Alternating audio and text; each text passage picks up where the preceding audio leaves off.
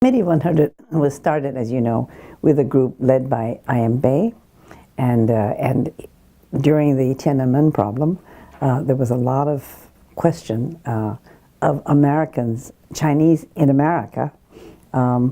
What does the Chinese America, what do they think about this?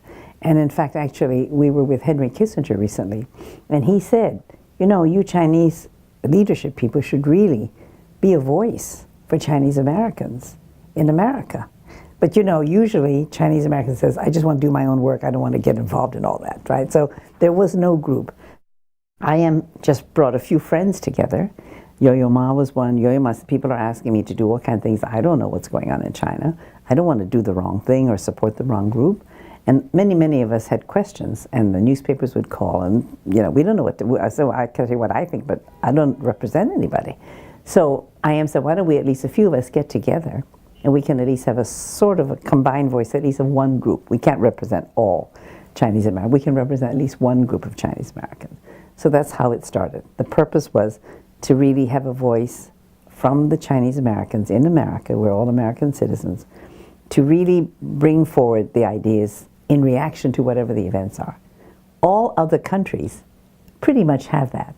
You know, the Irish Americans do, the Jewish Americans do, the Lebanese Americans do, all different groups have groups here in this country. But actually at that time, there was no Chinese American group speaking to international issues. They would talk to domestic issues, but not necessarily to international issues. The Wen Ho Lee case was a case where a scientist working in America was accused of being a spy and was put into prison and with chains on and obviously fired from his job and suffered a great deal.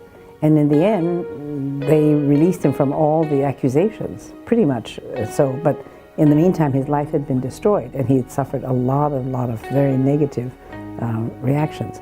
Two objectives of the Committee 100 are, one, to help enhance relations between the United States and China using our kind of bicultural knowledge. We're Americans, but we have a Chinese background. And the second thing is to really protect the interest, or to advance the interest, or make sure that the interests of Chinese Americans are protected and valued and not subject to kind of any kind of discrimination or unfair treatment.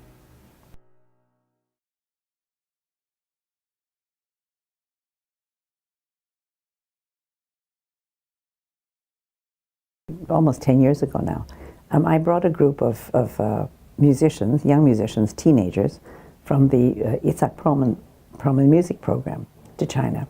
And before they went, and they were going to connect with the 50 American kids went, and there were going to be about 50 Chinese kids. They were going to get together and they were going to play like in a combined orchestra together with over a month. And before they went, the American kids said, oh, I'm sure the Chinese kids play very well, but they're kind of nerdy, and they probably just practice all the time and, you know, not have a lot of fun. And the Chinese kid says, oh, well, probably the Americans play pretty well, but they're going to be wild and they don't really have much discipline. And so, well, they got together, and it wasn't true. You know, they have wild ones and nerdy ones on both sides. And they got together and they found, even though they couldn't speak language to each other, they could play together, they could rehearse together, they could play ball afterwards together, and they were just kids. And I'm sure that would change their attitude forever after those 2-3 weeks, that they would never say, oh, Americans are all a certain way, or Chinese are all a certain way. So that's what I think is the value in people to people.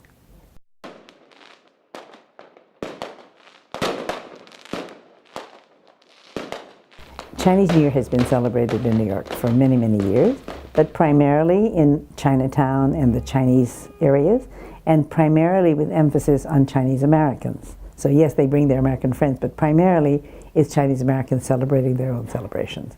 That is to make Chinese New Year a celebration for all people, not just Chinese Americans, for Chinese culture to be used as a means to engage all people. We have brought the events from just being in Chinatown or being in Queens or Flushing into the heart of New York City. The audience is all Americans. Obviously, economic policy, political programs, all those things are dealt with leadership, at the leadership level. And that's a certain group of people, very important.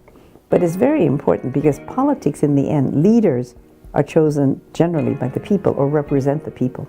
So the people have to feel positively about each other. And what we can do to make sure that they both understand and respect each other and believe they have common interests is probably the most important thing, because then politics comes on top of that based upon those attitudes. So I would hope, and my guess is it probably will happen too, because it usually does, that the dialogue will not only be about trade and political issues and diplomatic issues, but also about ways, particularly for younger people, to have greater understanding of each other, because they are the future of the relationship between the two countries.